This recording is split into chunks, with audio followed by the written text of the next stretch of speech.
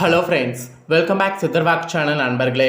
எனக்கு இந்த வீடியோவில் பார்த்தீங்கன்னு வச்சுக்கோங்களேன், ஆணி அமாவாசை அன்னைக்கு உருவாகக்கூடிய யோகத்தினால மிதுன ராசிக்காரங்களுக்கு இந்த மாதிரியான விஷயங்கள் நடக்கும் என்று அதிரடியாக சில தாள்களானது ஜோதிட வாக்கில் குறிப்பிடப்பட்ட அதை தான் இப்போ இந்த வீடியோவில் பார்க்க போகிறோம். இந்த வீடியோ மிதுன ராசிக்காரங்களுக்கு ரொம்ப யூஸ்ஃபுல்லாகவும் ரொம்ப இன்ட்ரெஸ்டாகவும் இருக்கும். ஸோ மிதுன ராசிக்காரங்க வீடியோ பார்த்துட்டு இருக்கிறவங்க வீடியோ ஸ்கிப் பண்ணாமல் பாருங்கள். உங்கள் ராசிக்கு ஆணி அமாவாசையில் என்ன மாதிரியான யோகம் உருவாகும் அப்படிங்கிறத தெளிவாக இந்த வீடியோவில் நோட் பண்ணிக்கோங்க. ஸோ இந்த வீடியோ மிதுன ராசிக்காரங்க எந்த நட்சத்திரத்தில் பிறந்திருந்தாலும் உங்களுக்கு இந்த கணிப்பு கரெக்டாக பொருந்தும். ஸோ மிதுன ராசிக்காரங்க யாராக இருந்தாலும் வீடியோ ஸ்கிப் பண்ணாமல் பாருங்கள். ஃபஸ்ட்டு ஆணி அமாவாசைனா என்ன, ஆணி அமாவாசையில் முன்னோர்களுக்கு தர்ப்பணம் செய்து வழிபட்டால் சுபிட்சங்கள் எப்படி பெருகும் அப்படிங்கிற அந்த சம்பிரதாயத்தை பற்றி கொஞ்சம் தெரிஞ்சுக்குங்க. அதுக்கப்புறம் நீங்கள் பெறக்கூடிய பலன்களை இந்த வீடியோவில் உங்களுக்கு ஷேர் பண்ணுறேன். முதல்ல ஆணி அமாவாசையுடைய சிறப்பை வாங்க இப்போ இந்த வீடியோவில் அதிரடியாக பார்க்கலாம். ஆணி மாதம் இறை வழிபாடுக்கு மேற்கொள்ளத்தக்க ஒரு சிறப்பான மாதமாக இருக்குது. இந்த ஆணி மாதத்தில் வரக்கூடிய அமாவாசை தினத்தில் தர்ப்பணம் தந்து நமது முன்னோர்களை வழிபடுவதால் குடும்பத்தில் சுபிட்சங்கள் ஆட்டோமேட்டிக்காக பெருகும். அதுதான் ஒரு உண்மையான விஷயம். பொதுவாக திருவாதிரை நட்சத்திரத்தில் வரக்கூடிய அமாவாசை நாளில் முன்னோர்களுக்கு தர்ப்பணம் செய்வதன் மூலம் முன்னோர்களுக்கு பல நாடுகள் தர்ப்பணம் செய்த திருப்தியானது ஏற்படும். மறைந்த முன்னோர்களுக்கு முறையாக பித்ரு பூஜை செய்தாலே ஜாகத்துகத்தில் உள்ள தோஷங்கள் எல்லாம் நிச்சயம் அகன்றுவிடும். அதனால் நீங்கள் இந்த டைம் முழுசாக பார்த்தீங்கன்னு வச்சுங்களேன், முன்னோர்களுக்கு பூஜை செய்யுங்க. சூரியன் மிதுன ராசியில் பிரவேசிக்கக்கூடிய மாதம் ஆணி மாதம் எனப்படுகிறது.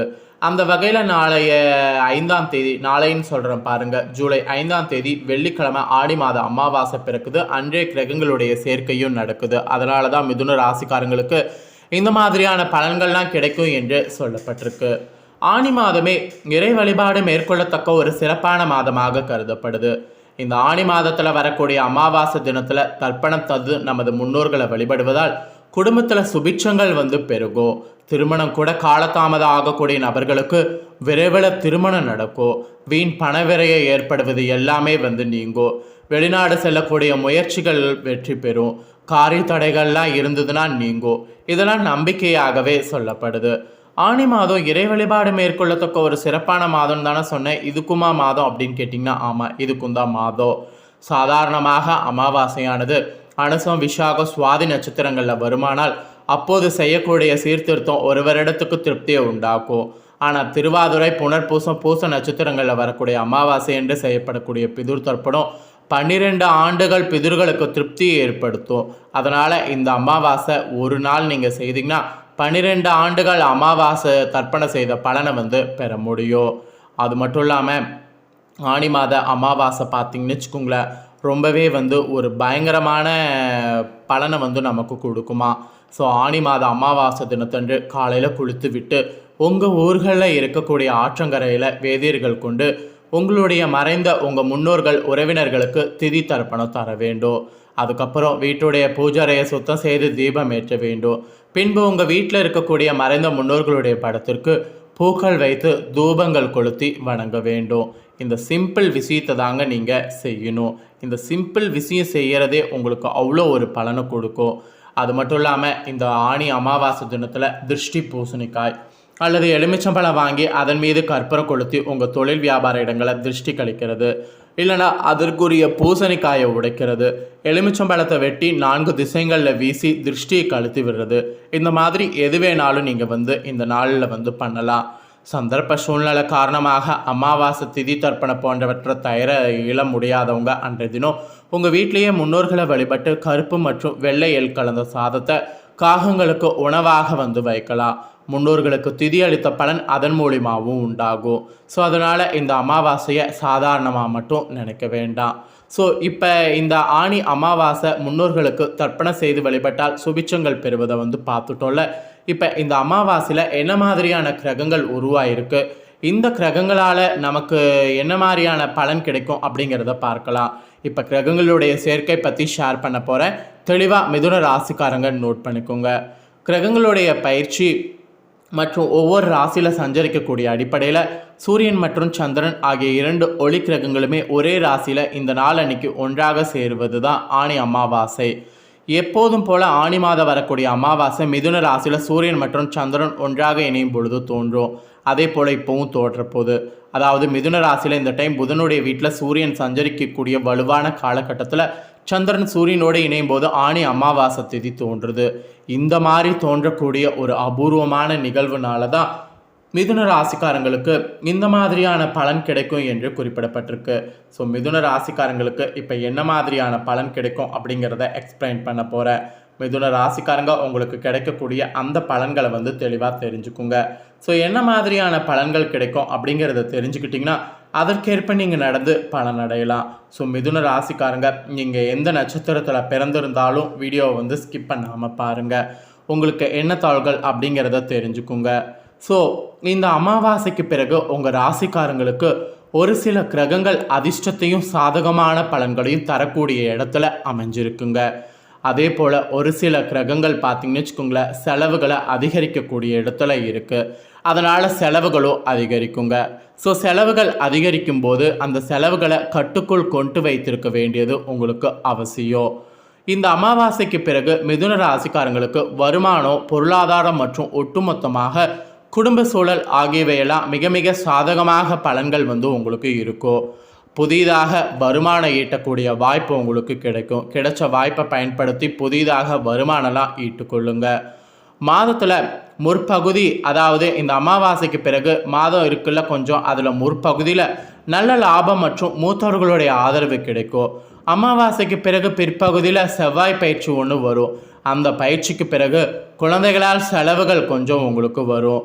அதுவும் இந்த அமாவாசைக்கு பிறகு உங்கள் ராசிக்காரங்களுக்கு நிதி ரீதியாக நல்ல ஒரு வளர்ச்சியை பெறுவீங்க. அதிகரிக்கக்கூடிய நிறைய விஷயங்களை உங்களுக்கு வரக்கூடிய லாபங்களை கொண்டு யூஸ் பண்ணிக்க முடியும். கலவையான பலன்கள் இந்த அமாவாசைக்கு கிடைக்கும் என்று சொன்னால் அது மிகையாகாத ஒரு உண்மை. இந்த அமாவாசைக்கு பிறகு குரு அமர்ந்திருக்கக்கூடிய இடம் சாதகமாக இல்லை என்றால் கூட குருவுடைய பார்வை உங்களுக்கு வீடு, வாகனம் மற்றும் சொத்து வாங்கக்கூடிய யோகத்தை ஏற்படுத்தி கொடுக்கும். திருமண பேச்சுவார்த்தைகளுக்கான பலன் சாதகமாக இப்போ இல்லை. அதனால் திருமண பேச்சுவார்த்தை இப்போ பேச வேண்டாம். வியாபாரம் செய்யவங்க கூட அதை அப்படியே கொண்டு போங்க. இந்த அமாவாசைக்கு பிறகு அலுவலக வேலையில் உங்களுக்கு இடமாற்றம் அல்லது வேலை மாற்றம் விரும்புனீங்கன்னா அதற்கான முயற்சிகள் இந்த அமாவாசைக்கு பிறகு மேற்கொள்ளலாம். நீங்கள் முயற்சிகள் அதற்காக மேற்கொண்டிங்கன்னா அதுவும் உங்களுக்கு சக்ஸஸ் ஆகும்.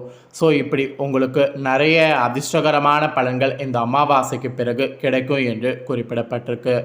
அட் த சேம் டைம் இந்த அமாவாசைக்கு பிறகு மிதுன ராசிக்காரங்க கவனமாக இருக்க வேண்டிய சில முக்கியமான விஷயங்களும் இருக்குது. எதெல்லாம் கவனமாக இருக்கணும், எதுக்காக கவனமாக இருக்கணும் அப்படிங்கிறதையும் இப்போ எக்ஸ்பிளைன் பண்ணுறேன். ஸோ எதுலெல்லாம் கவனமாக இருக்கணும் அப்படிங்கிறதையும் இப்போ இந்த வீடியோவில் மிதுன ராசிக்காரங்க தெரிஞ்சுக்குங்க.